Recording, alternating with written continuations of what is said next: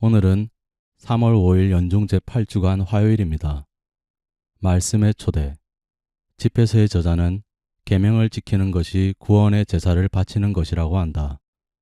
예수님께서는 당신 때문에 모든 것을 버린 사람은 현세에서 박해도 받겠지만 버린 것들을 100배나 받을 것이고 내세에서는 영원한 생명을 받을 것이라고 하신다. 제1독서. 계명에 충실한 것이 구원의 제사를 바치는 것이다. 집회서의 말씀입니다. 율법을 지키는 것이 제물을 많이 바치는 것이고 계명에 충실한 것이 구원의 제사를 바치는 것이다. 은혜를 갚는 것이 고운 곡식 제물을 바치는 것이고 자선을 베푸는 것이 찬미의 제사를 바치는 것이다. 악을 멀리하는 것이 주님을 기쁘게 해 드리는 것이고 불의를 멀리하는 것이 속죄하는 것이다. 주님 앞에 빈손으로 나타나지 마라. 사실 이 모든 것은 계명에 따른 것이다. 의로운 이의 제물은 제단을 기름지게 하고 그 향기가 지극히 높으신 분께 올라간다. 의로운 사람의 제사는 받아들여지고 그 기억은 잊히지 않으리라.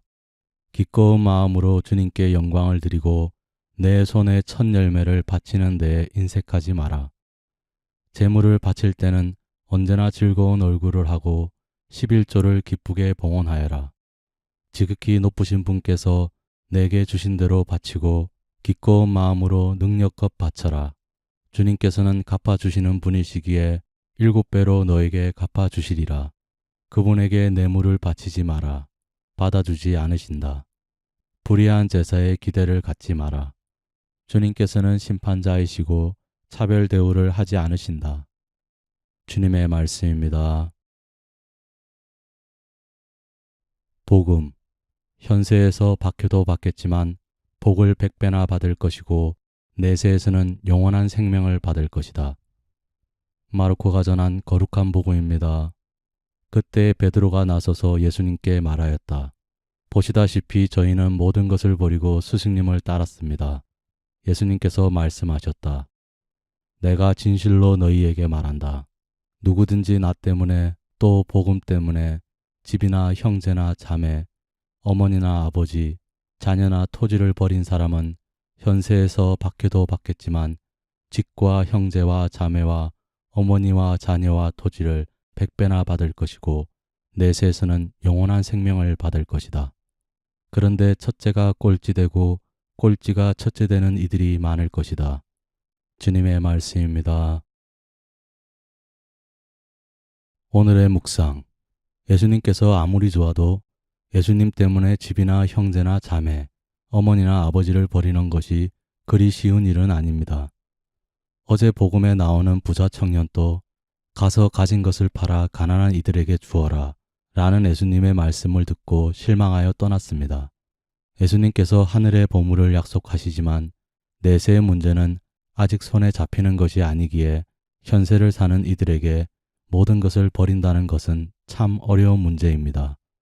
그런데 오늘 복음에서 예수님께서는 당신을 위하여 모든 것을 버리는 것이 단순히 내세만을 위한 문제가 아니라고 밝히십니다.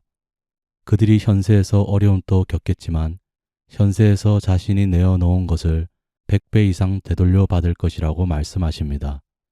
이 점은 오늘 제1독서인 집회서 말씀에서도 잘 드러납니다.